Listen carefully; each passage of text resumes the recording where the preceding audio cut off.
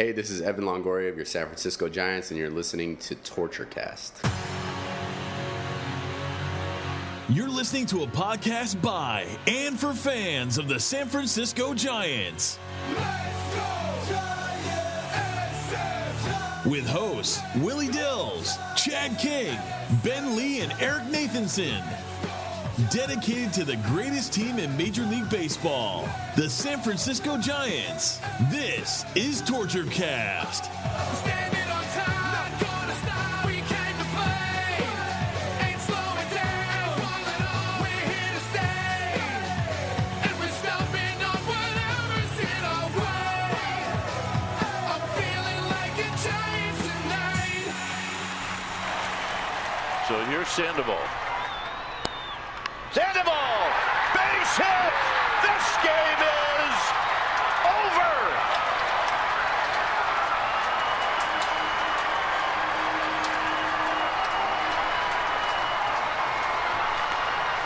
Hit out to right. Bryant back. It's off the wall, and this game is over. In the 13th, 2 outs and nobody on.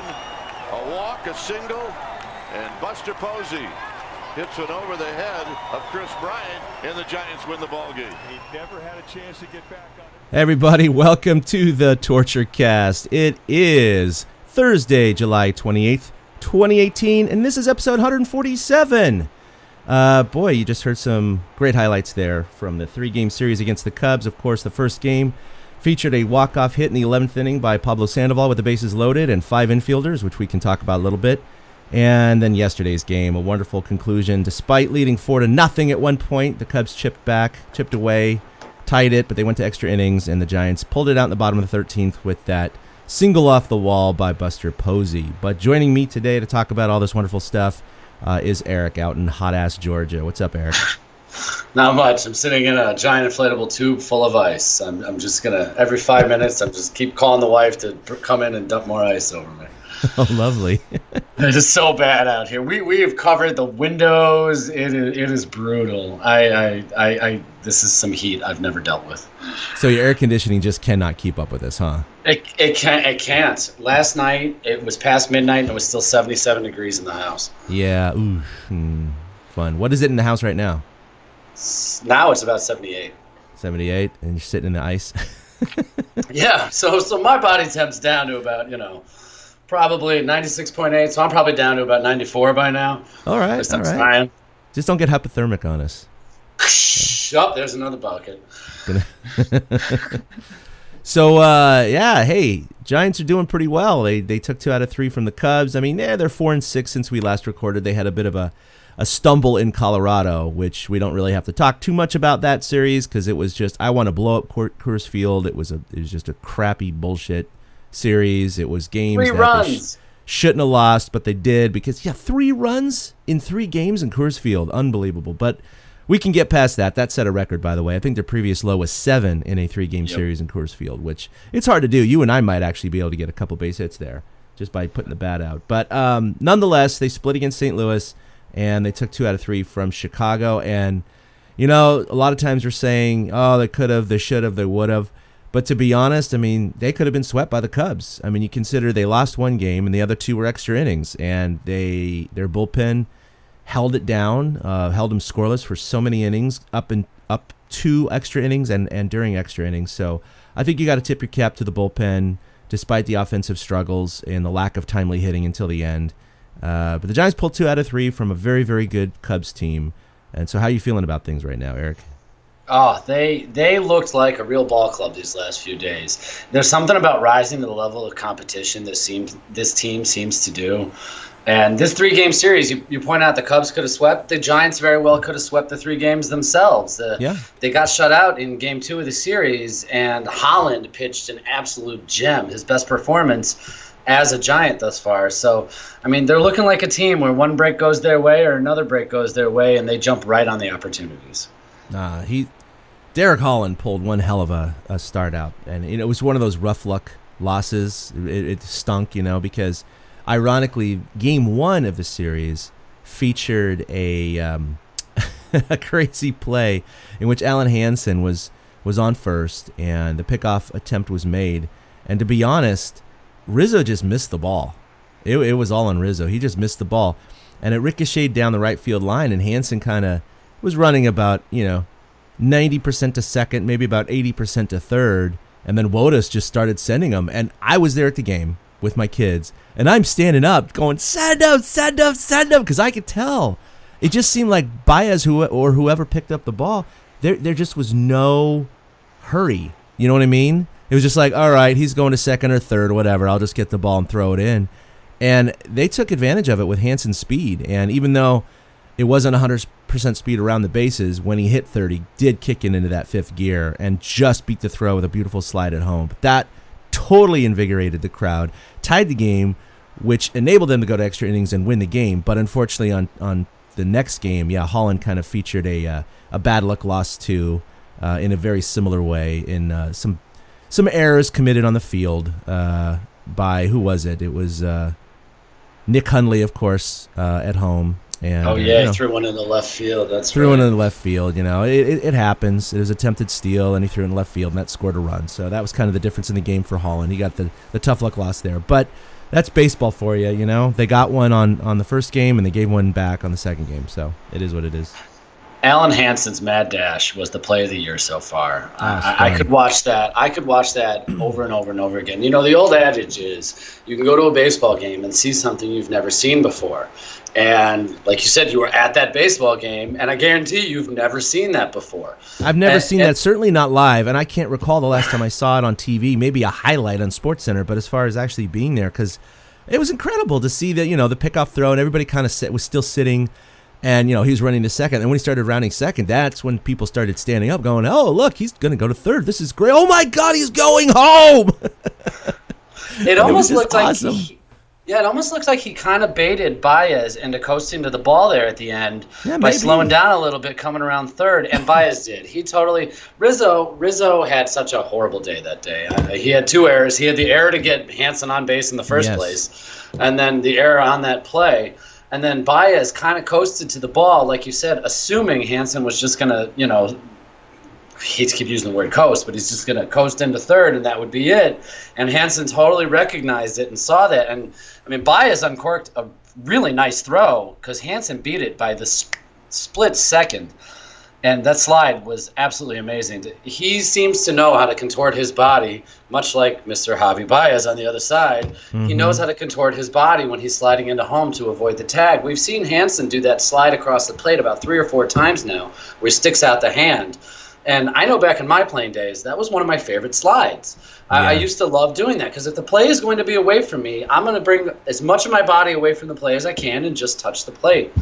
And it was just, to me, it was the play of the year. And if the Giants go on to do some things this year, it epitomizes what this whole team is about. Taking advantage of these opportunities. That's the full give you an inch, take a mile type thing. And it did. Like you said, I could feel the crowd through the TV. I hopped out of my seat on the couch when it was happening. He rounds third. I'm like, go to third. And I'm like, oh, go. And Kipe's call, I know we didn't have it. Kipe's like, and he's not going to go. Oh, he is going to go. It was just one of those, everybody was caught by surprise type plays. and they'll be talking about it for a while. They really will. All the MLB accounts blew up with it. Because like we said, something I'd never seen before. No, that is such a rarity. In fact, I should look up Kipe's call because I heard Miller's call, which was okay. It wasn't that great, but it was fun to be there. My kids, of course, they were standing up. They couldn't see past all the adults. They're like, what's happening? And I was like, oh, sorry, guys. They missed a really awesome play. But just baseball history, no big deal. Yes, But again, that was just a critical play of the game. Otherwise, they lose 1-0. That's it. So, they go to extra innings, and Panda's able to do it. They load the bases, of course, and Joe Madden pulls out the trickery again and brings in the outfielder to be the fifth infielder, switches gloves, the whole thing. And it's funny because the Giants broadcasters, Kruk and Kipe, they just hate that stuff. They call it high school, tricks or whatever. High school, menagerie or whatever. They just don't like it. They're like, just play the damn game. So, I myself admit that's not really that bad of a move because you hit it in the outfield with less than 2 outs, it's probably going to be a run anyway. So it doesn't really matter if there's 2 or 3 outfielders, unless it's, of course, a line drive that would have been hit right at the previously occupied outfield spot. Okay, yeah, you could say that. But for the most part, you're trying to prevent that run from third scoring. And with less than 2 outs, it's actually not that bad of an idea to plug up the infield with another body, and then you can either get the double play or the play at home plate. So I don't blame the Cubs Madden had too it much. happen to them over the weekend against the Reds. The Reds used the 5-man. Yeah, they used the 5-man infield, and it worked. There was a ground ball shot right at somebody. They got the out at home, and the Cubs ended up winning the next inning anyways. Oh. So, like you, though, I don't mind it. It shores up the infield. And the nice thing about Pablo's base hit is it wasn't like he hit it to the open part of the outfield. It would have been a base hit with a normal configuration.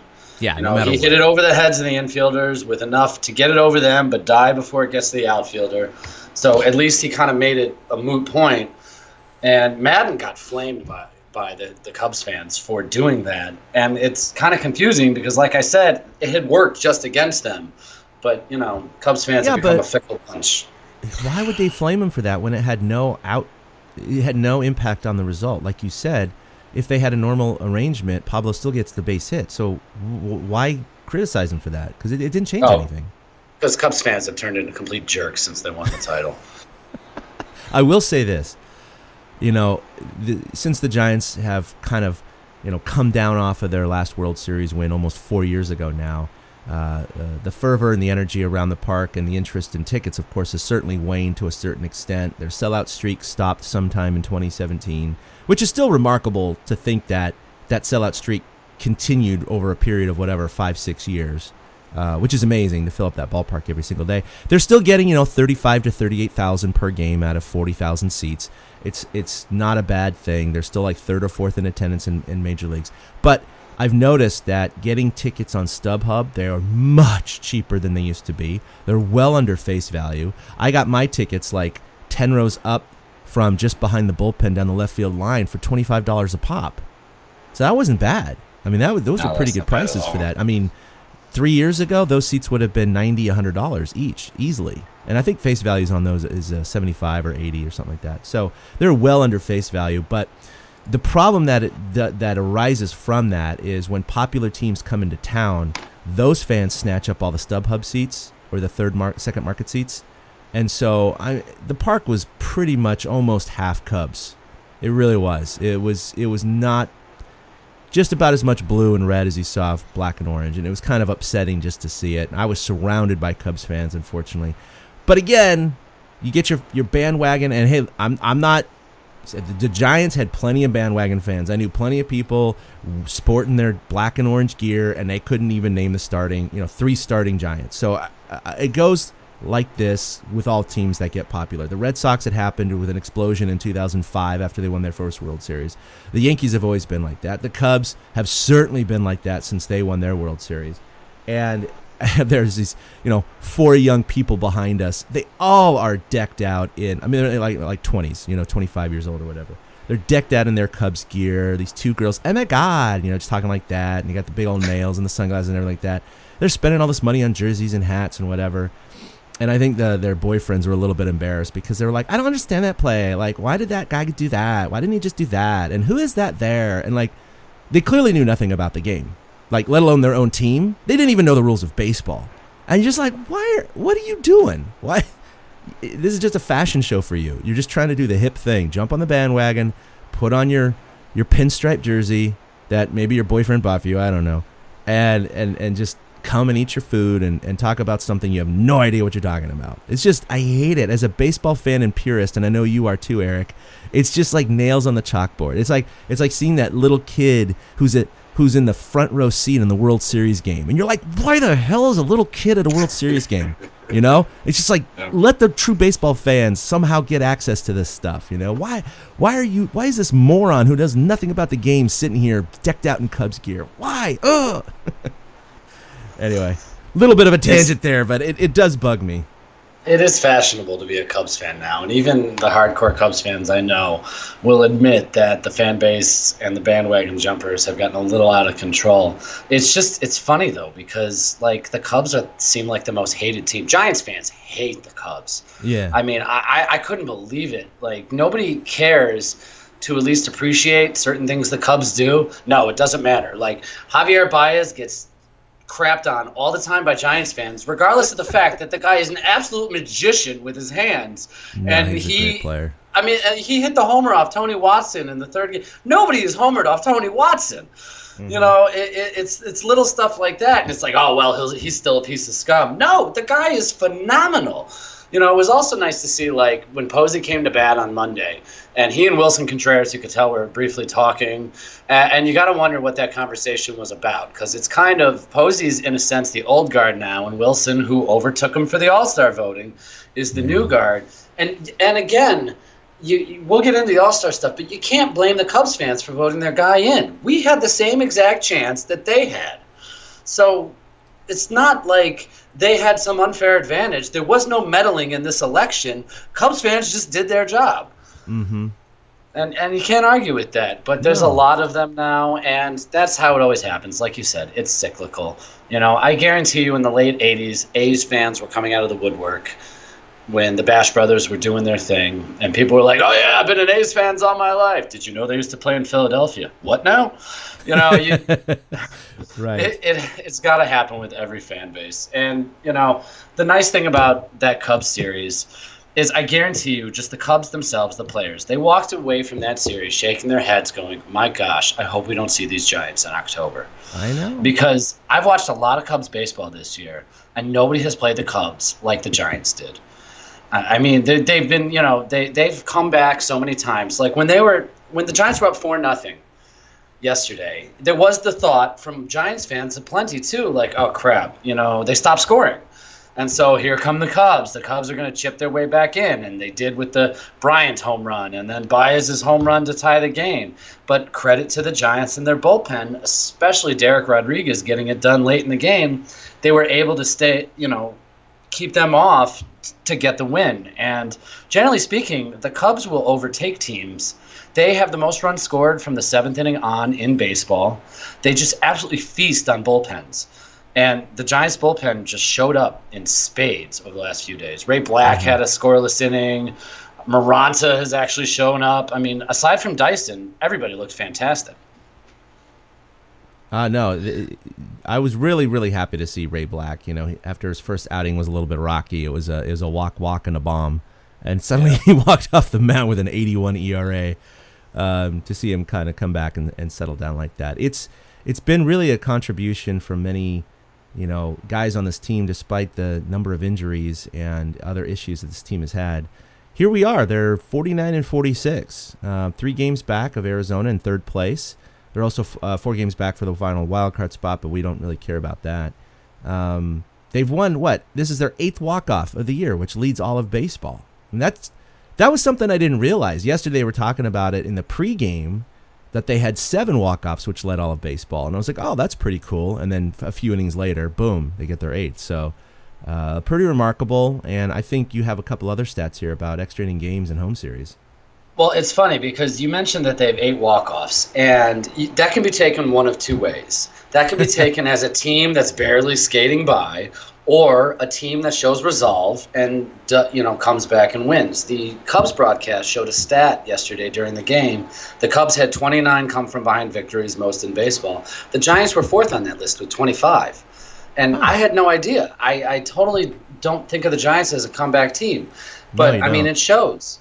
They're 7-3 in extra inning games. It's the best market in the National League. Only the Mariners at 8-0, and I think the Blue Jays at 8-3 have more extra inning wins than them. And they haven't lost a series at home since the 2nd series at home of the year, when they dropped 2-3 to Arizona after the opening homestand against the Mariners. Since then, they've gone 10-0-2.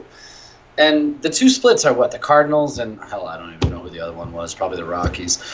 But they do not lose series at home, and that's what a good team needs to do, is to continue winning those games at home, because you keep winning 2 out of 3, 2 out of 3. We've talked about it. That is going to keep you in it.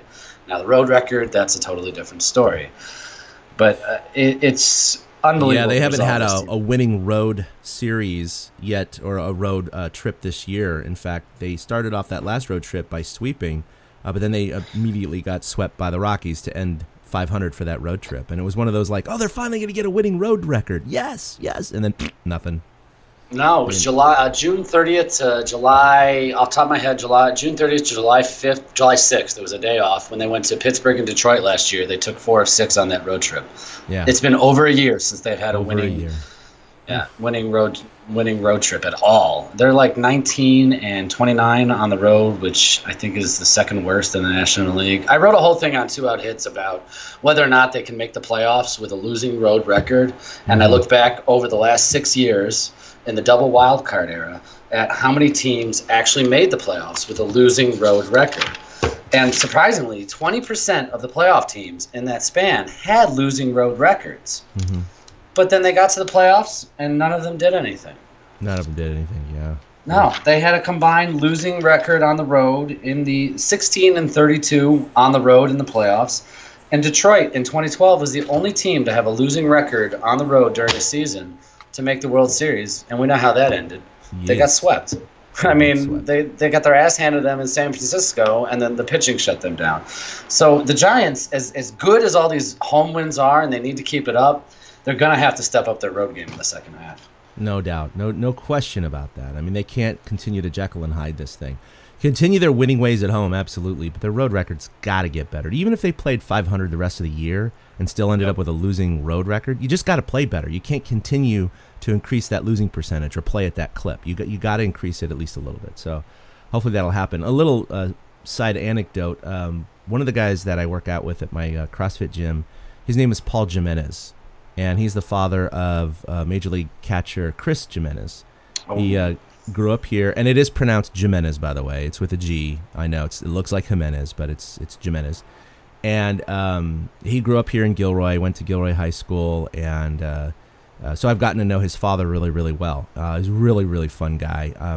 So I've kind of half followed Chris's career over the last 3 years because of knowing Paul, and he's been a journeyman backup catcher. To be honest, I mean, look, he made his major league debut in 2009. And he only has 22 home runs, 83 RBIs. He has a career batting average of .216. He has 194 hits. That's through his career, not like one season, right? So he has very limited playing opportunities. However, he was signed by the Cubs this year, and he started in Iowa City. And Paul was telling me, because he's 35 years old now. He's 35. He said, yeah, Chris is thinking about hanging it up soon. He's hoping he gets called up one more time here. And he did. He got called up in May for the Cubs. And so he played all of June. And Paul was so excited because the Cubs are coming to San Francisco, of course, with this most recent series. And he occasionally will fly out, usually once or twice a year, to whatever team he's on. It's been the Rangers, it's been the Twins, it's been the Indians. He's played for, I think 5 or 6 teams at least. And he'll go out and have a tour with him and catch up with his son and go catch a few games. But he loves it when he's like, oh, he's in the National League now. He's going to come to San Francisco. This is great. But he was DFA'd on July 4th. So, I mean, just like a week before the Cubs series. So last week, I hadn't realized this. I was talking to Chris or to Paul, and I was like, hey, you excited about the series next week? He's like, no. I was like, what? He's like, Chris got DFA'd. I was like, what?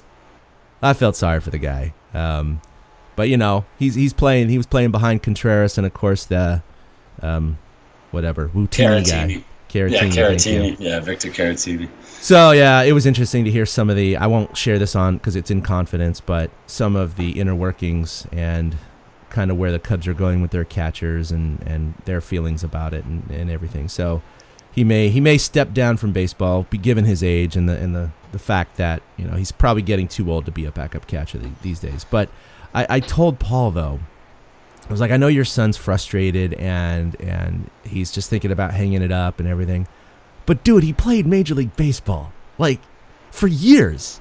For years he was in the pros. Like that's amazing. He's played in almost every stadium. He has hundreds of at bats. He has 22 home runs. Like he's caught Yu Darvish and all these amazing other, I can't think of anyone off the top of my head, but a lot of these main star pitchers, and it's like, that's amazing. And he's like, oh, I know. Chris will realize that later in life, but right now, he's thinking about playing. And so he's not going to reflect on those kinds of things yet. But I know coming from you and me, Eric, that, we would have, if we were blessed with the talent and the genes to have made it to that plateau, that would have been incredible just to even have a cup of coffee, In a heartbeat. I would love to trade places with a guy like that. It's funny, Jimenez, the talk around the Cubs was Jimenez was brought in to pretty much be Yu Darvish's caddy, to be his catcher.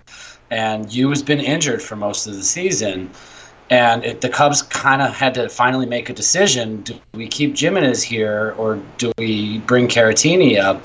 And they finally hit that crossroads. And Caratini was brought up and Jimenez gets, lost in the shuffle because he was pretty much signed for that singular purpose. I don't know if this is what Dad said at all. This is just kind of what I've observed. And it's funny, though, because I just went through Jimenez's Twitter feed, and when he first got DFA'd, some fan comes on and says, oh, yeah, that's great because he's trash. And he retweeted with, no, actually, I recycle. And so you could tell he has his head on him a little bit about it, what's going on. And then I saw he's been posting pics of him drinking wine, sitting on his front porch, kind of getting into the flow of maybe I'm not playing baseball anymore. But it is a shame. It's a shame, though, for Dad to be like, oh, yeah, he's in our league. I'm going to get to see him. Oh, crap. That's got to be such a gut punch. I've gone back and forth with Chris over Twitter a couple of times talking about his dad and saying, hey, work out with your dad. He's always keep catching up with you, with me about you and this and that. And he's, oh, great to hear, hope to meet you one day. That's cool that you're working out with my dad. He needs it. He's old and fat or something, that kind of stuff. So he seems like a pretty nice guy. But, that's what I had read, too, that because of his experience with Yu Darvish on the Rangers, that's why the Cubs signed him. Paul said that wasn't necessarily the reason, but who knows, right? It's right. Maybe they don't want to believe it, or maybe that's not what they think. But I agree with you. I think he was signed to handle Darvish, and with his injuries and just the inability for him to come back, they finally had to make a decision, and they said, okay, we got to get this guy reps, and it's getting to the point now where it's diminishing returns on Jimenez, so they just decided to cut him loose, which is unfortunate because last year he didn't think that he was going to get signed anywhere because of his age and lack of production, but he was. The Cubs took a chance on him, but he only got 1 month with them in the majors. He's got a chance to win a ring, and you can't really complain about that. He absolutely has a chance to win a ring. And it's funny, I'm going to take this, we talked about Texas and Yu Darvish, and I know it's a little bit down there, but Texas and the Rangers, they popped up in the Giants news over the weekend. Mm-hmm. Sorry about that. It was a pop-up window. Sorry about that. The Giants and the Rangers made a trade over the weekend to get rid of Corey Gearrin and Austin Jackson to lead the way for young Steven Duggar and not so young Ray Black to come in and help the ball club. And it to me, I know we can get a little more into the meat of it. Jackson, as you mentioned here, was DFA'd by Texas, but it's almost similar to 2010 when the Giants got rid of Molina to clear the way for Buster. Yeah. At least that's my take on it. Well, and I was reading more into this deal, and of course it was clearly a salary dump by the Giants because as they approach the deadline here, they're right up against the luxury tax, and they don't want to really go over it, or at least not go over it by too much to pay too many penalties and taxes. So they said, we need to clear some stuff. So they cleared out, $6 million basically from Gearrin, who was making 1.68, and Austin Jackson, who was making 6 over 2. And they also traded away Jason Barr, who is a prospect at Class A San Jose right now. He's actually been pitching fairly well. I was reading a little bit more into his background. He's got an interesting story, actually, when you read about it. He's kind of a comeback kid sort of guy. So he was doing really well for Class A San Jose. And the view from Texas, because I saw a lot of fans were getting all pissed about it. Some Rangers fans were getting pissed about it, saying, why are we taking this guy for, we got to pay the majority of his contract, roughly $4.5 million for the next year and a half. Why the hell are we doing it? Well, they essentially did it to essentially buy, quote unquote, Jason Barr. That's kind of their view, and so they wanted to get that pitching prospect. They get Corey Gearrin, who can provide some bullpen help. They didn't care about Austin Jackson, to be honest, and sure enough, they traded for him, then tried to retrade him right away. Couldn't find any suitors, and they just realized, no one's going to want to take up his salary. We took a salary to get the prospect. No one else is good. It's kind of like, anyone want this, this cold 7-layer dip that we just bought? No? All right. Just throw it away. But we got this nice, fresh, cold Slurpee instead. So, it's the way it is. It's the way baseball works. So Austin Jackson has now got to clear waivers to see where he goes next or if he stays with the Rangers in their minor league system. But, to be honest, when he signed with the Giants this year, I remember talking about it, saying, he's a serviceable center fielder, but offensively he was hitting lefties extremely well in the American League. It just didn't happen this year for him. I thought his production was going to be much better. We knew he was going to be a spot starter and a backup outfielder for the most part, but it just didn't work out for him. He just didn't have that level of production that we were hoping. And defensively, he certainly didn't wow us, I would say. I'm not saying he was a liability, but I don't think he wowed anyone. Yeah, I did not mind the trade because it's also great to see Steven Duggar, and seeing Steven Duggar's family at the ballpark was, fantastic too. Amy G talking to his mom. You obviously didn't see it because you were at the game Monday night. Amy G talked to Steven Duggar's mom, and his sister was there, his high school coach, cool. and his nana was there as well. And it was funny during yesterday's game. The later the game got, the closer they moved down seats. And the cameras kept cutting to them. And, it's good to see Duggar. There are plays. Duggar's promotion does more than just make center field better. It made left field better. Because Gorky slid over to left field, and he'll probably have the majority of starts in left field. And that means the Giants now have 3 center fielders, Gorky's, Duggar, and Kutch, patrolling the outfield. And it has made their outfield defense that much better. There are some plays Duggar's already made where it's like he made that look easy, but it wasn't. There's line drives that how line drives can knuckle when they're coming out to the outfield Absolutely. At you. Mm-hmm. And based on Gorky's sliding over, there were a couple plays Gorky's made. Drifting from left center to the line to catch a ball that just Pence would not have gotten there. I mean, Slater might have made the play. But, Pence would not have gotten there, even maybe Austin Jackson. Mac Williamson wouldn't have gotten there. So by bringing him up, it made everybody better. And it kind of showed in these last 3 games that aside from Hundley's mishap, the Giants' defense was phenomenal. Especially that game Monday that you were at. Brandon Crawford was unbelievable. There was just, so much. There was, so many ground balls that he was able to. There was one double play where Hansen kind of got it to him funny, but he grabbed it, kicked the bag, fired the ball, no problem. He made a barehanded play. Giants defense in general got better, and I think, the youth infusion of bringing Duggar up and bringing Black up, it was one of those moves that you make a move without making a move. You kind of rattle the clubhouse a little bit and get some new life in there, and the Giants looked like a team playing with new life recently. Yeah, Duggar came up and had that hustle double in his debut game on Sunday against the Cardinals. I know he's only hitting .235 right now. It really doesn't matter. We got to wait till the kid has 70, 80 at-bats. I hope that Bochy obviously plays him consistently. And I know they have Austin Slater, too. Slater and Duggar had been tearing up PCL. Darno had been doing well down there, too. He's up now. He made some nice plays over at third. It is nice to see this youth movement. I just don't know where it's going to head because we've seen this before, right? With Mac Williamson and others where they have their flashes in the pan. It seems so far anyway. And they have this immediate production or a bubble of production, and then it just, pisses out basically. So I'm really hoping that one of these guys sticks over the next year or two. This is the incoming class of the next Posey and Crawford and Belt and Panic, right? I mean, this is what the Giants need. They need this youth movement because they don't have a huge stock down there. They don't have a lot of trade bait right now to get established veterans. They need this to basically reload if they want to stay competitive, not just this year, but then the next 2 or 3 years, because they can't keep trading away prospects at the deadline to try and get that inning reliever or that outfielder to help down the stretch as a rental. It's just not going to consistently and continually work as they deplete their reserves. So these are the guys they need to develop, and one way to develop them, especially if there's a crowd down in Sacramento, is to bring them up and see how they do and see how they test against the big boys. I will say most games I've seen, of course, are from the press box lately, And I've seen my fair share of amazing plays by Brandon Crawford. But the angle in which I was watching the game on Monday, and he had 4 just incredible plays that night. Just absolutely incredible. It was really interesting to see it from behind Crawford and more of a line between the shortstop position and first base.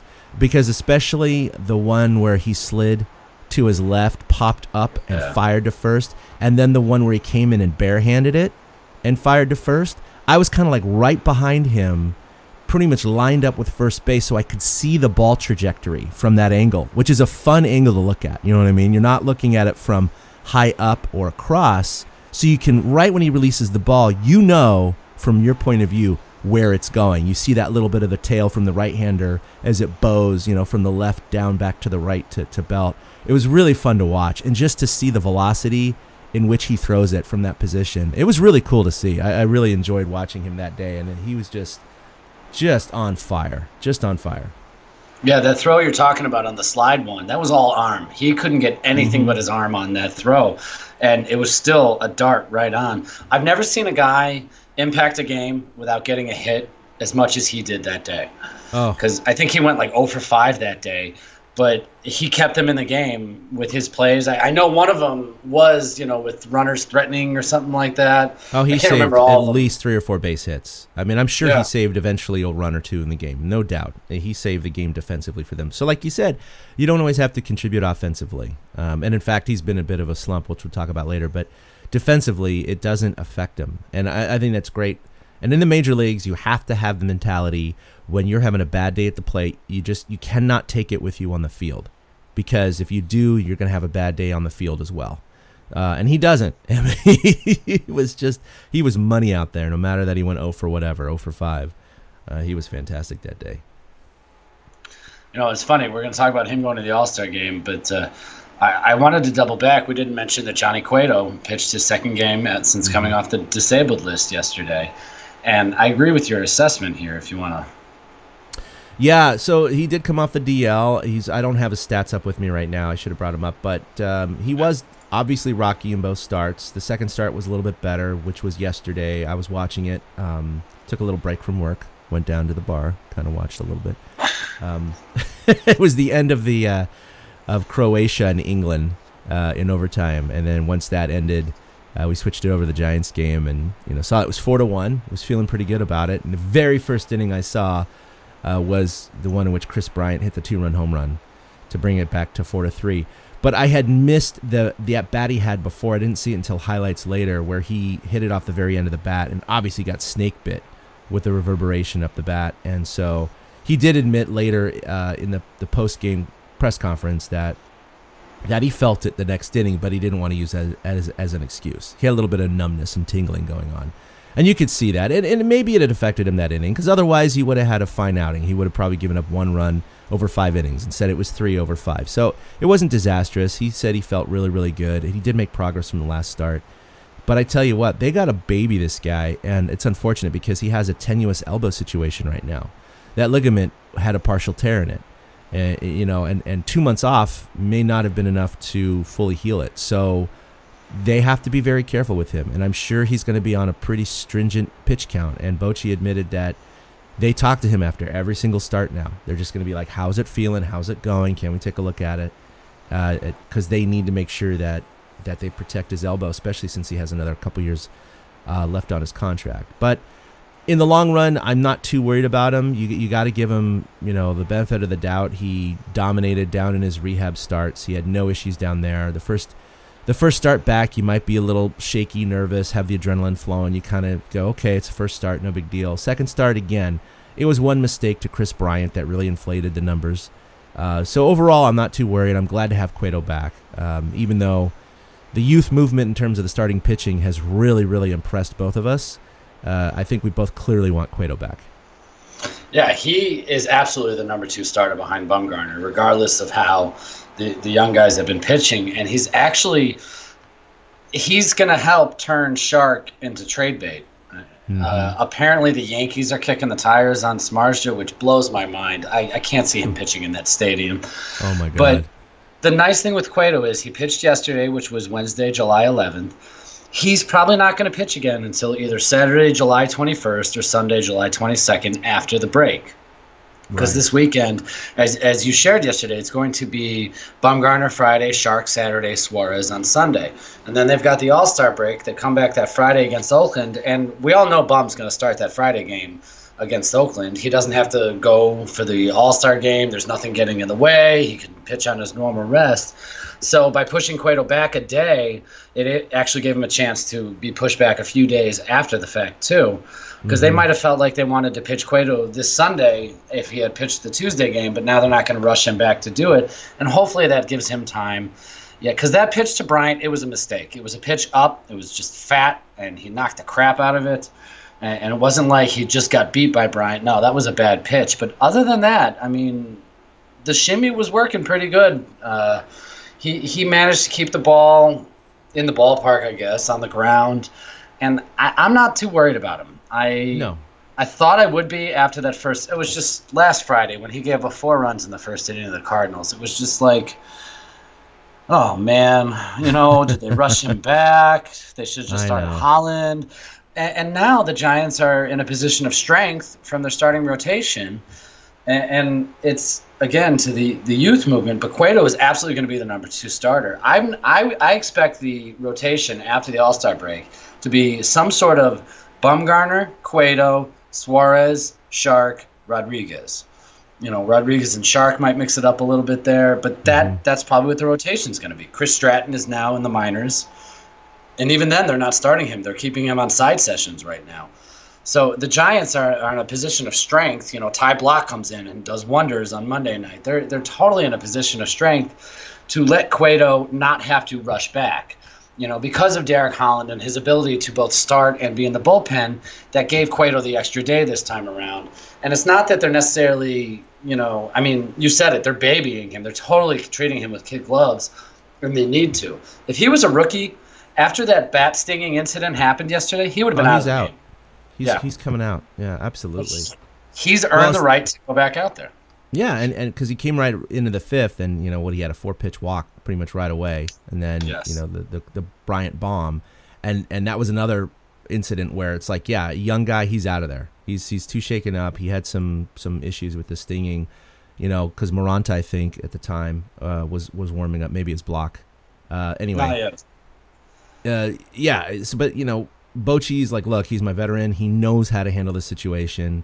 I'm going to give him a chance to come back. And also, by the way, to get the win. It didn't work out because later Baez hit that one off of Watson, which was like, wow, that was impressive. I mean, Watson just doesn't give up jack, to anyone. And Baez swung out of his shoes. I mean, you see that replay, and that was 110% effort there, man. And he crushed it to dead center. So, he didn't get the win, but Bochy had the faith in him, and it worked out. And the other thing, he struck out 7. He struck out 7 in 5 innings. Yes. So despite the bomb and 6 hits, which was a little high, and 2 walks, he had 7 strikeouts. So I think that bodes well. So I agree with you. I think the future of the rotation is something like a Bum, Cueto, Rodriguez, and Suarez, and Shark.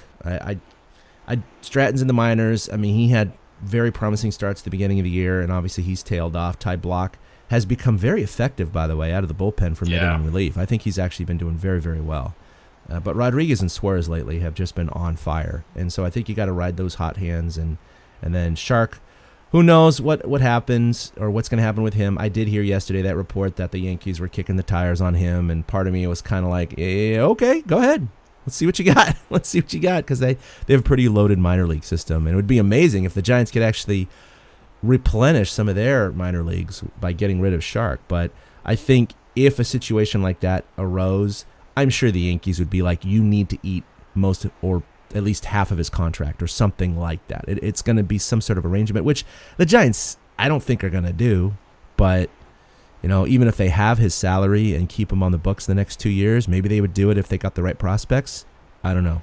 It would have to be interesting. It'd have to be the right kind of deal. And you mentioned Rodriguez yesterday. It's so funny because Javi Baez went from hero to later in the game. I was reading Baggerly's piece about yesterday, and Dereck Rodriguez was singing the praises of Buster Posey. and he froze Javi Baez with a changeup. So much so that Javi kind of smiled at him and said something, and you could see D-Rod smile as he came off the mound and acknowledged back.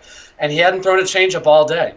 And Buster called the pitch because and Rodriguez is like, he's just got amazing feel back there. They work really well together, Rodriguez and Posey. Posey seems to really think in step with him. And, he's like, even though I hadn't thrown the pitch, Posey called for it. I trust him. I threw it. It worked. It's because of guys like that Shark. Now we hope Shark has a great start on Saturday. I thought his last start against St. Louis was not bad. Mm-hmm. He only gave up, I believe, 3 runs. There's 3 runs. Yeah. It wasn't like homer happy, and honestly, they weren't barreling him up that often. So the hope for the Giants is his next start or next 2 or 3 starts. If he is a trade target for other teams, the hope is that he keeps this up. I mean, you want that for wins, but you also want it for the possibility of trades. And honestly, if they have to keep Shark, they have to keep Shark. It's probably going to be okay. I can't imagine he's going to be as bad as he was earlier this year. He just couldn't seem to get loose. He couldn't seem to stay consistent, and he's already shown signs that he's better than that. Yeah, it's just funny. He's always been an innings eater, and that's been one of his most valuable assets he brings to the team. And he has his string of good starts. He'll have a great start. This is traditionally over the last couple of years. And then I'll have a couple homer-happy ones. Then he has another, shutout over 7, and then a couple homer-happy. That's the way he's always been. His ERA's always hovered around 4, 4.2, kind of like that. So if he goes back down to that level, hey, look, that's better than most of the league average. So it's just a little too expensive for our tastes, of course, in terms of payroll. But the Giants, look, he's been healthy up until this year with the Giants. Evan Longoria had never played less than 155 games over the last 8 years. Boom, he gets hurt. Madison Bumgarner, we all know what he did last year with the bike and now this year with the line drive. They've been kind of snake-bitten by injuries to guys who traditionally have not gotten hurt in the past. So it's been quite frustrating in that regard. But the Giants are still hanging in there, man. 3 games back, so we'll take it. So I want to talk about the All-Star game. We left you a couple of weeks ago with Posey and Crawford leading their respective positions in the National League. But we saw Wilson Contreras coming, and we talked about it then. He had made considerable strides in closing the gap between the two, and I think he was only a couple 100,000 behind Posey in the last count. And sure enough, he did overtake Posey, and he got the starting nod. But we had discussed, because we knew that he had been going through some injury issues, that maybe he just needs the time off, and it's okay if he doesn't make the All-Star team. In fact, it might be better for the Giants if he doesn't travel all the way to D.C. and put all that stress on his body and just spends time with his family and a little rest and rehab. He was, of course, selected by the players as a backup or a reserve, but they revealed that he officially does have this hip injury that he's been dealing with all year. And he said, basically, we wouldn't have known about it if he wasn't selected as an All-Star, but they had to disclose the injury for him to bow out. So he has been dealing with a hip injury all year, and he's been getting cortisone shots and that kind of thing. He says he just can't drive with his legs. It's apparent that his power drought this year especially has really come from the hip injury, and he can still hit the opposite way, which ironically, look what he did yesterday. So he can drive it that way. He just can't really pull the ball too well because of his injury, but it's the catching that you just alluded to that makes him probably more valuable now in terms of defense than ever, because of the way he's handling these young pitchers and the way they're raving about him. I mean, when they announced that he wasn't going to play in the All-Star game, then there were rumors that, he might just take the rest of the first half off, again, the rest against the Cubs and then all of Oakland to then transition into the break and then get like a solid 10 days off. And here he is catching a 13-inning game. I mean, it's just incredible to see this guy and his guts, and he ends up getting the game-winning hit yesterday. So I have a lot of applause for Buster Posey. I think he's a great player. He's not having the year that we're used to seeing from him, but he's contributing in other ways and certainly being a leader on this team.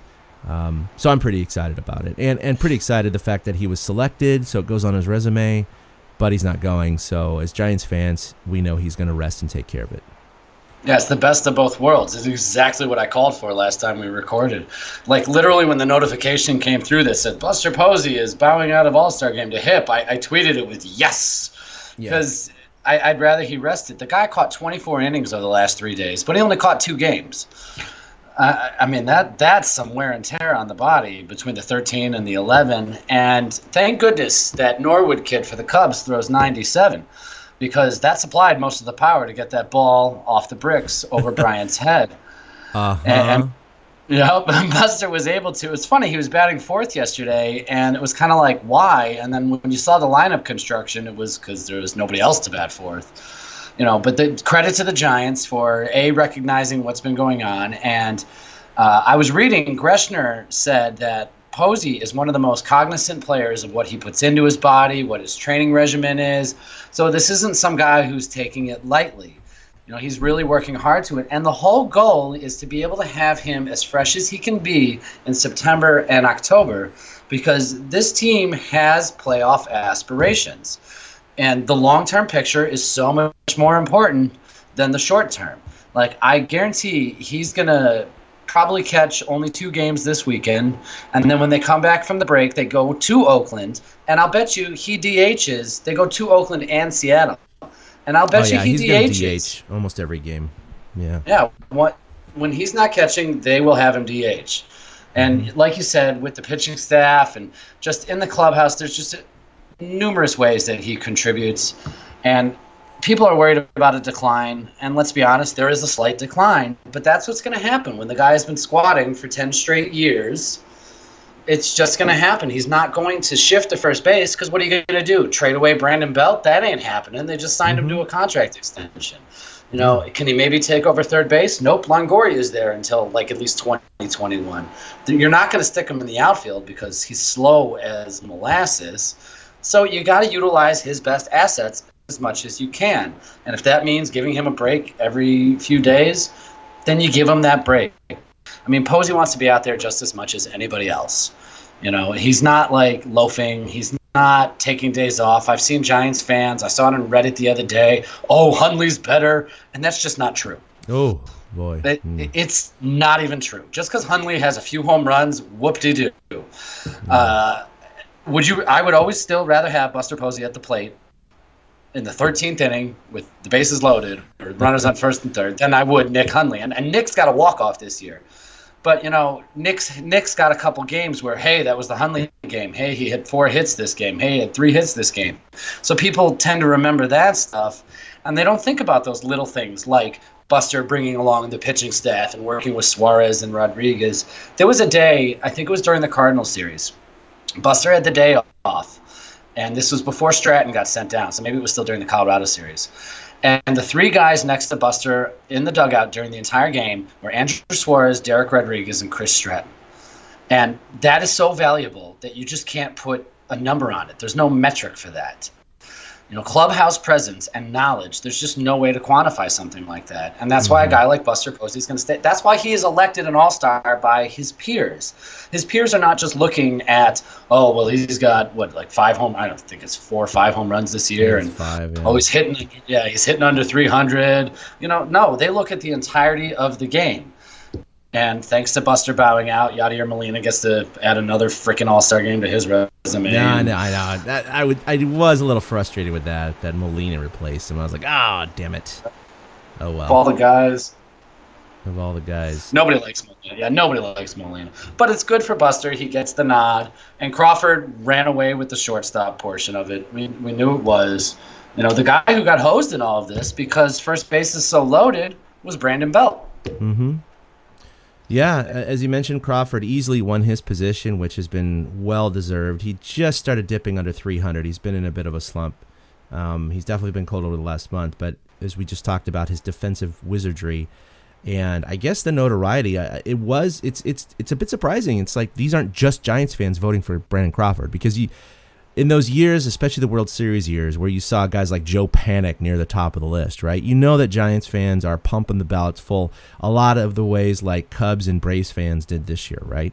But Crawford is definitely a household name now, which it's hard to kind of keep your your finger on the pulse of how the nation responds to Giants players. They know about Buster Posey and Madison Bumgarner, but it just seems like Brandon Crawford's always been kind of in the shadows. It's kind of like, oh yeah, he's that guy from the Giants, I think.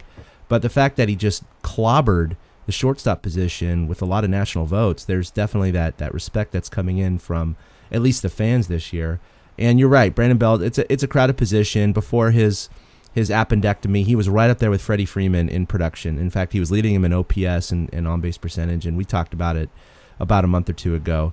But, that absence definitely hurt him, and so he kind of fell off the radar. He was selected for the final vote, and obviously Derek Holland and Hunter Pence had that hilarious video, which is WWE style, coming out with the belt, talking about belting the ballot or whatever, and they were going, oh yeah, and, doing all that great stuff. Derek Holland literally used baby oil and applied it all over his naked chest to really fully seal the deal, and Hunter Pence kind of served backup in the tank top. But it was hilarious. It was a lot of fun. He did fall short. He did finish second in the voting, but I mean, come on, we got to be honest here. Jesus Aguilar completely deserved it. I mean, the fact that he wasn't selected originally is kind of embarrassment. He's leading the National League in slugging and home runs. He's hitting 302, 64 RBI, and he wasn't on the All-Star team at that point.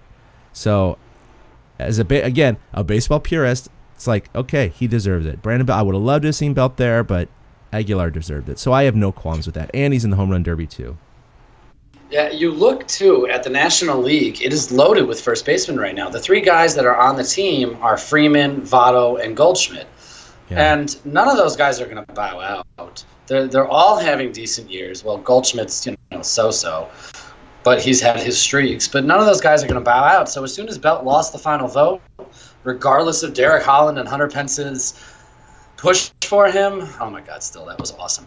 There's no way for Belt to get on the team. So he's just going to have to rest during the All-Star break like everybody else. And quickly back to the Ballot Brothers thing, though. Apparently, Derek Holland and Brandon Belt ride into games together. This is something I learned the other day on MLB Network Radio. Oh. And Holland told Belt that he was going to do something for him, but he didn't tell him what. And Belt, said he was kind of embarrassed, but not really, because he said it's the best video he's ever seen on the internet. And I mean, Derek Holland, just as a quick aside, the way that this guy has integrated himself into both the clubhouse and the fan base has been something to see. Like, I was going back and forth with Holland Tuesday night after his start. There's a Dodgers writer, he writes for Forbes, Howard Cole. And I know him through the Internet Baseball Writers Association. And after the first inning, I tweeted, Holland looks good. And Howard came back with, talk to me in 3 runs or whatever. And I said, I hope he gets 6 innings. After the game, Holland hopped into that conversation with a meme of, I don't know who it was, laughing at Howard and pointing the finger like, ha, ha, ha, you moron. What other player is interacting like that, doing these things? They did a second video yesterday afternoon before the end of the All-Star voting, and not only did he oil up, he had Amy G with permanent marker draw abs on him, because Derek Holland has kind of the same beer gut I do. And he's like, I want some abs, for it. And you can just tell that he is one of those guys in the clubhouse that just makes the team better, that keeps the team fresh. And you need guys like that. Him going out and throwing 6 shutout innings the other day, that's like the cherry on top almost, which is why I think it's going to be hard for them to look to move him or get him out of the clubhouse, because he's just absolutely integrated. After every walk-off victory, he dumps the water bottles. They cut to him in the dugout in the 9th inning yesterday of filling up the water bottle thing, getting ready for the walk-off that happened 4 innings later. Yeah. Immediately he runs into the clubhouse and he tweets a picture of Kermit getting dumped with water as the game-winning tweet, because that's his thing. Awesome. He did it on Monday night too, and I tweeted back a picture of a bunch of pandas dancing, because that was, pandas walk-off. And you need guys like that. The baseball season is a grind. And as much as these guys are professionals, we all get in the same doldrums with our jobs. There are times you don't want to go to work. There are times I don't want to go to work. It happens. But if you have a guy like that to help loosen things up, it helps out.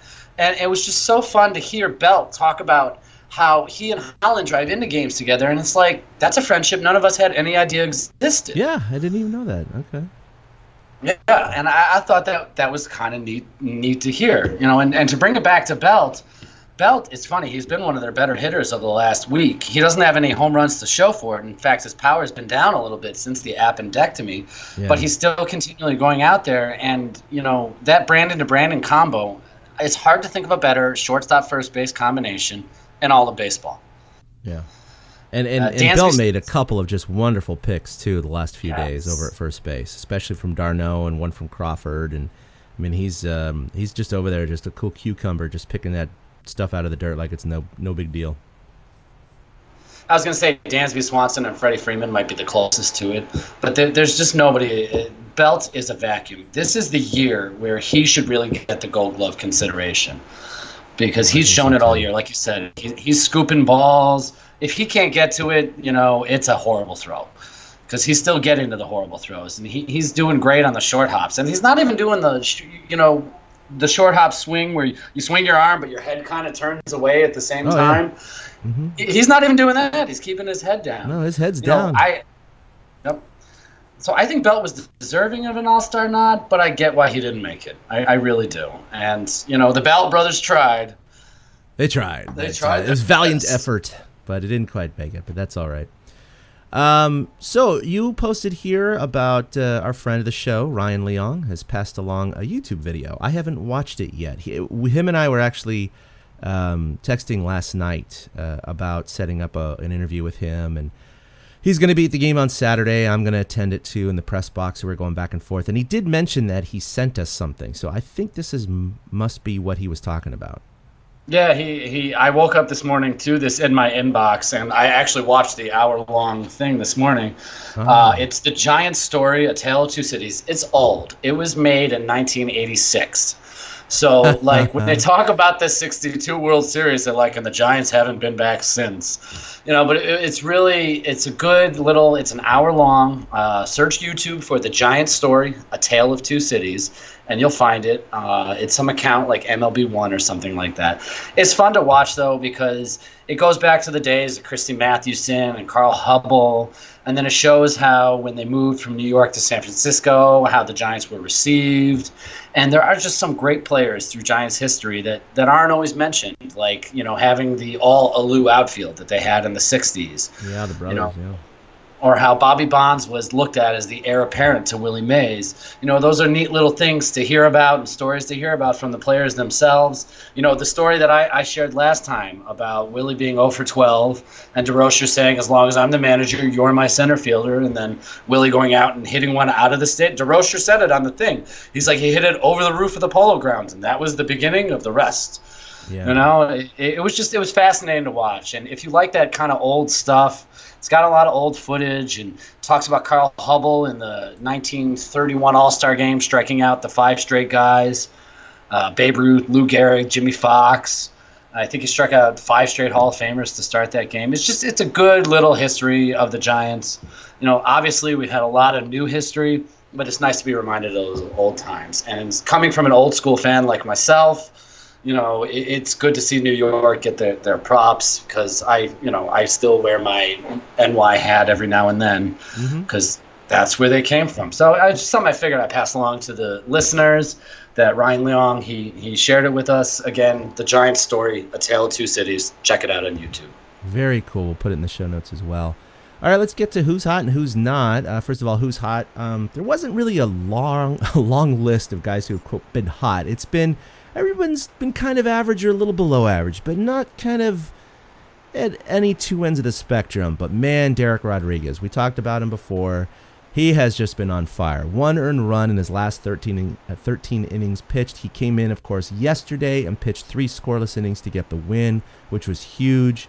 He's only given up 3 runs over his last 23 innings, and his ERA is 2.04 over his last 6 games, which is 34 innings pitched. And, of course, he's now lowered his season ERA to, I believe, 2.89 or so. He might be the real deal. Again, small sample size, but he's proven his worth already for the Giants. Yeah, I was really looking forward to him starting the Wednesday game against the Cubs because I wanted to see that matchup. And, based on circumstances, we got to see it.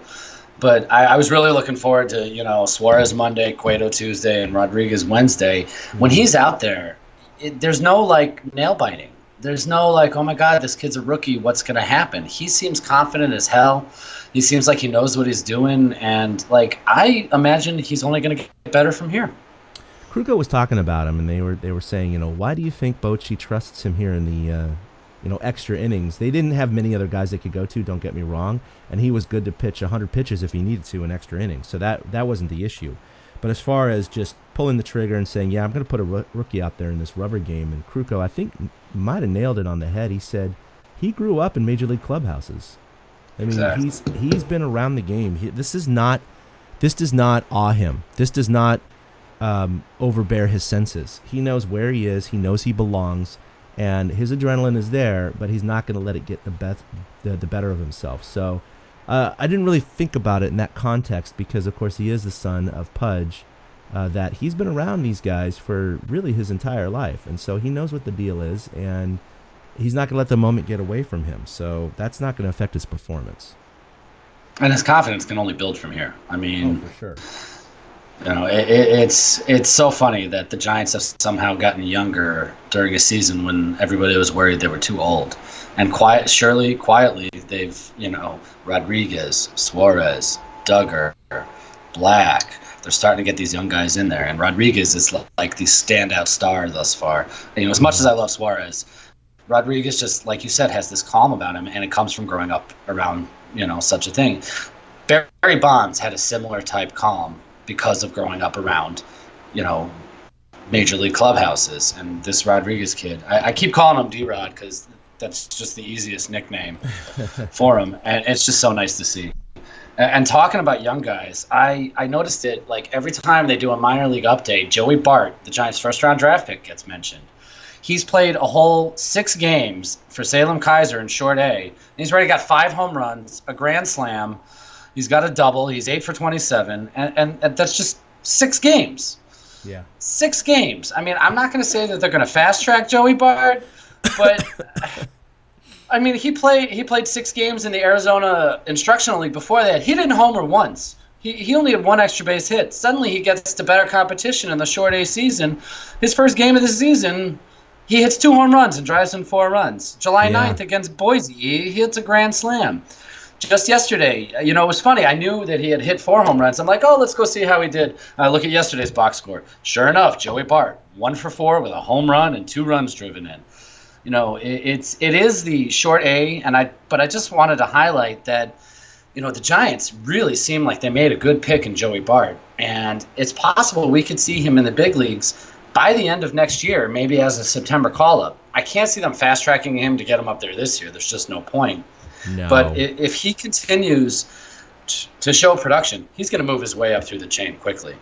And it's nice that the Giants keep the old guard in place, like Posey, with an eye towards the future, because Bart is the heir apparent. He absolutely is the heir apparent. He is the same as picking Posey 10 years ago. So it's I had to share that he was doing so well in Salem Kaiser because, I mean, that's crazy. The guy's 8 hits and 6 of them are for extra bases.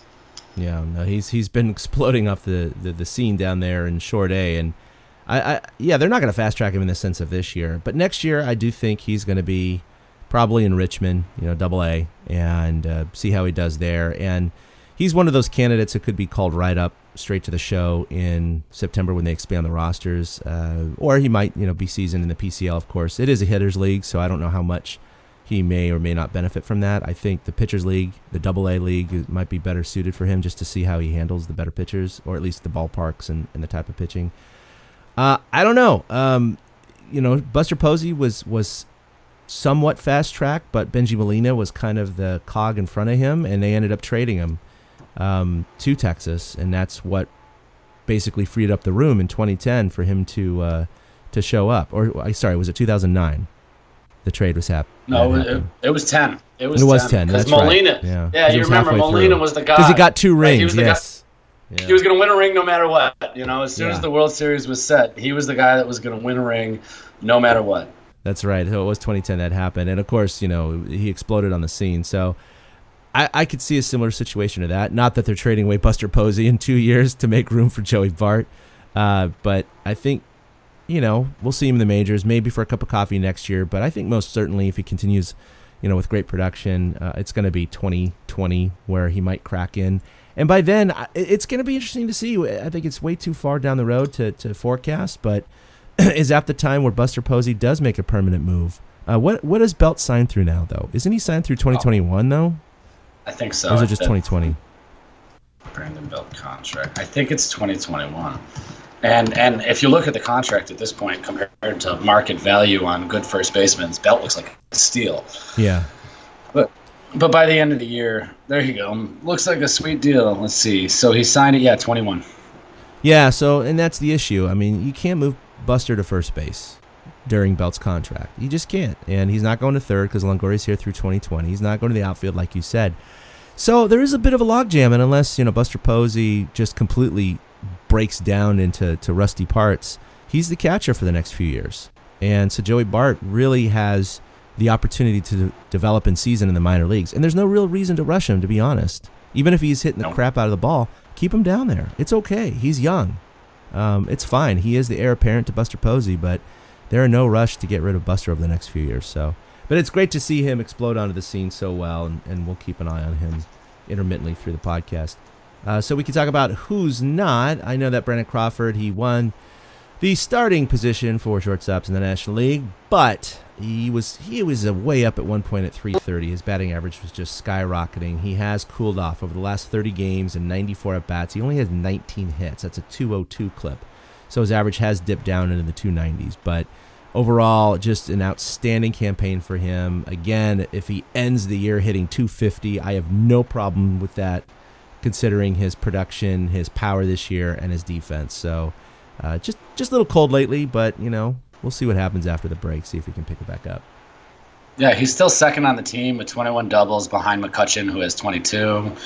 Like you mentioned, he's got 10 home runs, which is one off the team lead, which is Gorky's Hernandez with 11. Well, I thought Belt's got 13, right? Oh, there it is, Belt. Yeah, I looked at the wrong column. Damn it. Yeah, no problem. But he's third still. Gorky's is still the shocker there, though. That's still the... What the hell? Looks like a typo. Yeah, right? Gorky's is the whole reason Austin Jackson, but, we already covered that. He's the whole reason. The other guy that hasn't been hot lately, and it's weird because I just mentioned him, Nick Hundley, I was, like you mentioned with the who's hot, its contributions are coming from everywhere, so it's kind of hard to pinpoint one guy. The same goes for who's not. Since contributions are coming from everywhere, there's no guy that stands out. Like in my head, I was like, oh, Alan Hansen hasn't been hitting the ball lately. And then I went and looked him up, and he had 3 hits the other day against St. Louis. He had that mad dash.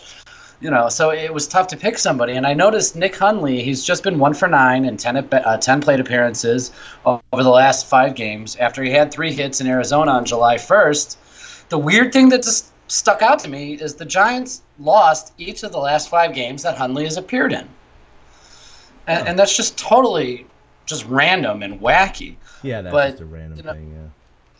It was just like, there's nobody else who's not. And I don't know, maybe because I'm so defensive about Buster Posey, I wanted to show that the backup is not, because we know how it is. It's the backup quarterback syndrome in football.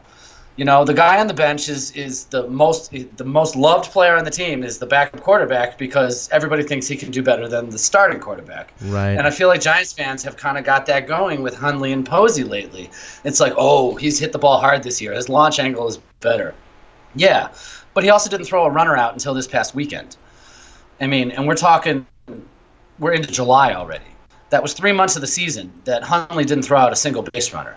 And, he showed it on Tuesday when he threw the ball in the left field when, honestly, he shouldn't even have thrown the ball in the first place.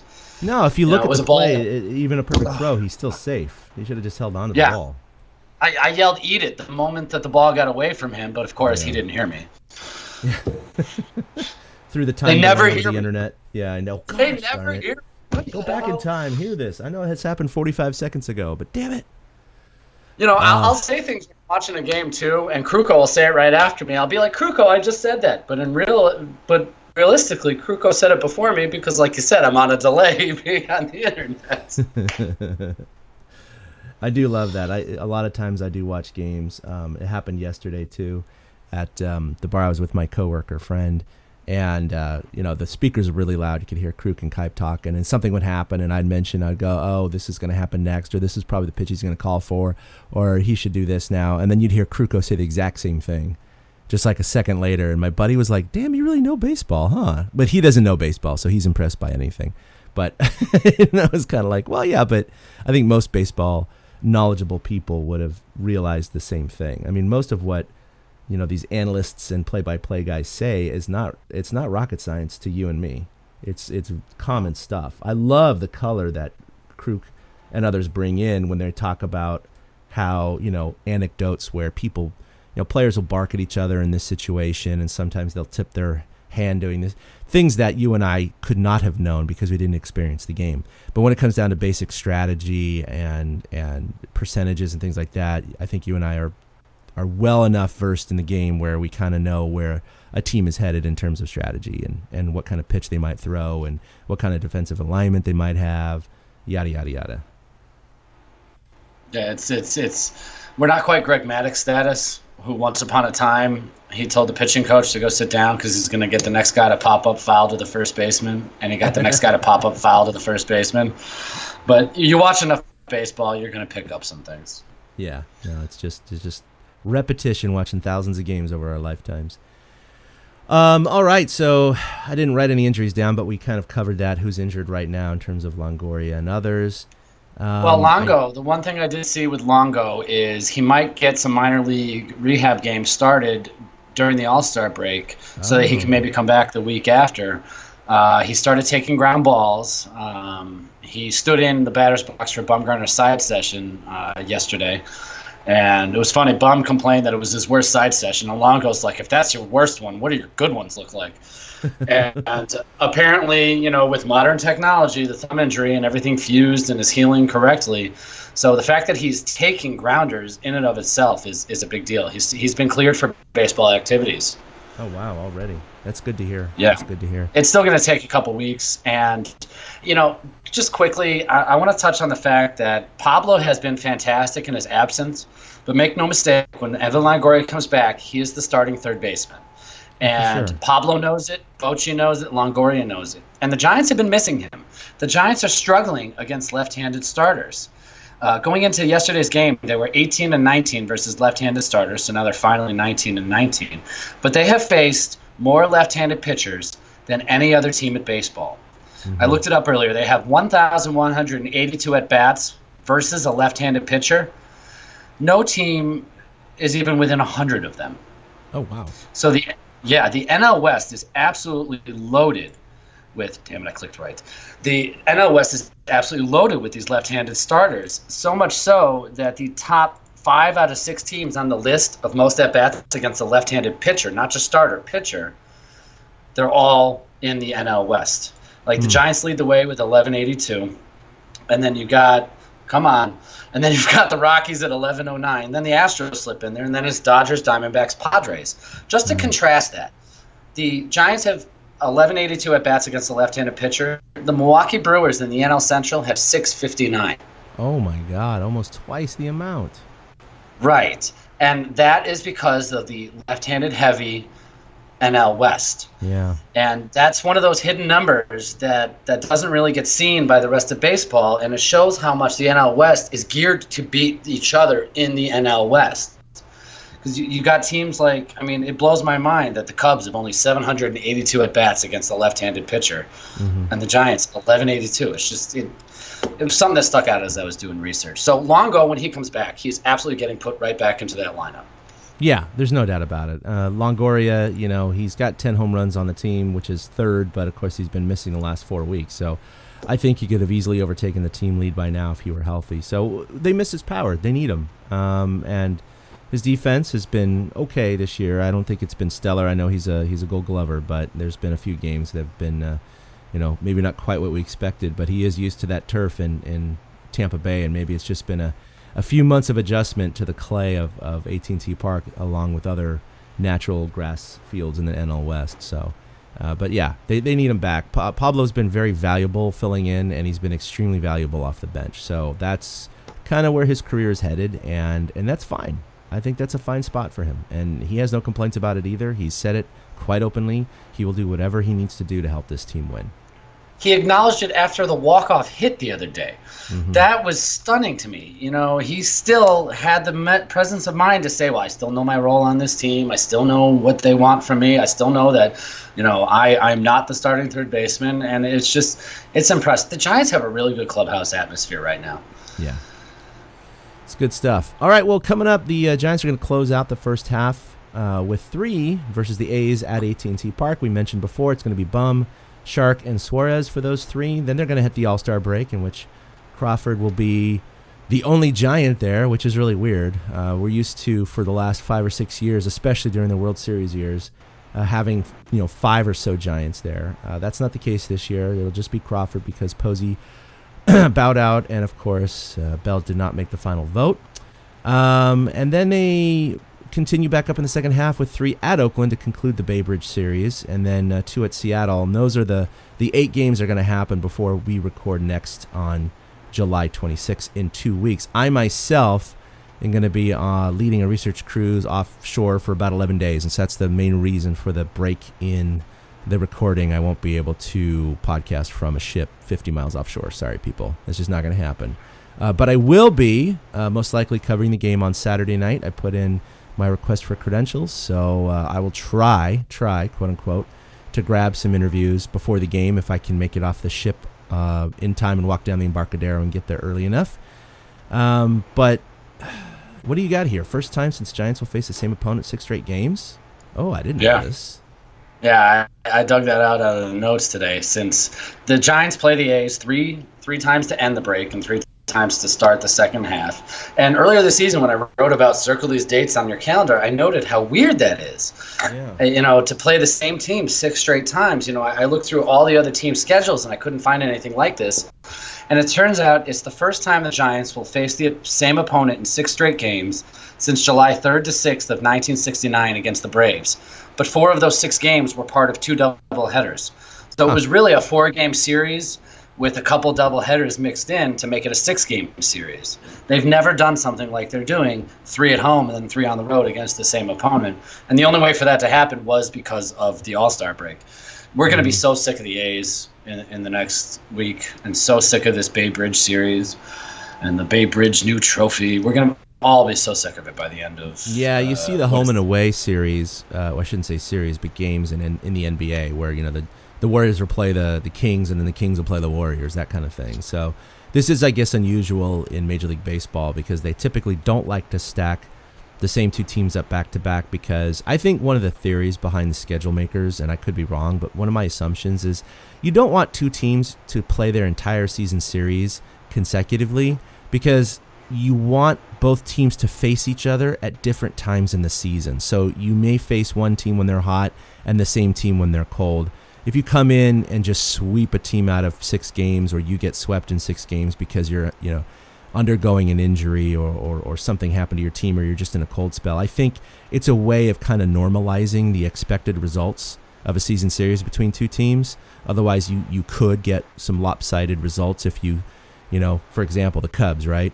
We play 8 games against them or 6 games against them. If they do, all 6 in a row, it could be a much different result than if you were to split it up throughout the season. And you're going to face a different team, too, 3 months apart. They're going to have a different roster makeup, different starters, different utility guys. So I think that is usually the kind of the motivation for doing that. But I agree with you. The Bay Bridge Trophy, I tweeted that yesterday. I was like, okay, so what happens if they split the series? Right? Are they going to get, some Mason to slice through it and split it up between everybody?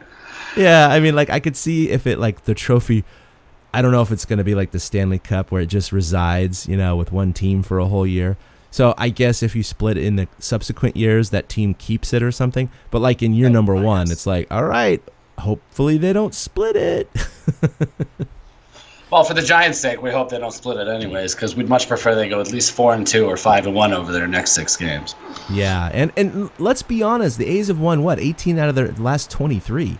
They are one of the hottest teams in Major League Baseball. They have been pounding the shit out of the ball lately.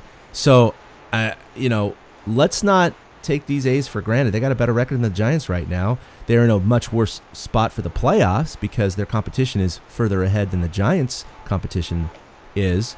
But by the same token, the A's, the lowest payroll in baseball, and they are outperforming the Giants this year so far in almost every way. So, these guys have got to be shut down. We're playing at home right before the break, take 2 out of 3, and I think everyone's going to feel pretty good about going into the second half. Yeah, I don't have much past that. All right, so that'll do it for episode 147 of the TortureCast. You can follow us, as always, on Twitter at TortureCast. Like us on Facebook, where we post a lot of our stuff.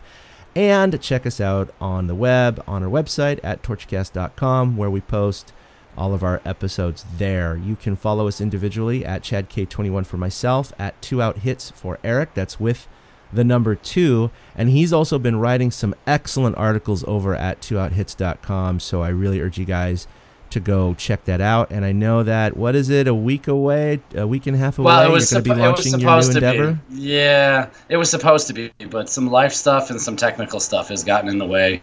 So it doesn't look like it's going to happen. The heat has kind of melted my brain, and I'm not able to get certain things done that I wanted to get done ahead of time. So right. I'll be honest, dear listeners, I don't know when the hell it's going to launch. Well, sorry to throw you under the bus there, Eric. Oh, no, totally good. I planned on saying that. Totally good. I will fully admit when I put myself out there and then I don't follow through. No problem. Hey, look, I've tried to do a lot of things with this podcast. These great ideas I have, I'm like definitely implementing it in a couple of weeks, and then it just doesn't happen. So, yeah, like life smacks you in the face. You got to work. You got to do stuff. It happens. Yeah, life happens. And again, people, we do this for love of the game and of the Giants. We don't do this. We don't get paid. We don't even have a Patreon account or ad revenue or any of those kinds of things. We could pursue all that stuff. But to be honest, it is a niche audience, and we get lots of downloads, more than 1,000 per episode, and I've just been really thankful for the support from the Giants community. But again, we do this for the love, and hopefully we can expand things into the future. Definitely thinking about having some interviews and some... I'm not just talking about players before and after the game, but I'm talking about, beat writers and blog personalities and people who just know the game probably better than Eric and I. So look for that very soon. But until then, we'll record in 2 weeks on the 26th. We'll see you episode 148 at that time. Until then, a boom. A big thank you to everybody for listening to the TortureCast, the podcast by and for fans of the San Francisco Giants. Follow us on Twitter at TortureCast. You can also like us on Facebook or check out our blog at torturecast.com. I also want to say thank you to Ashcon and Bailey for letting us use their song Feeling Like a Giant for our intro. For Ben Lee and Chad King, my name is Willie Dills saying, we'll see you next time.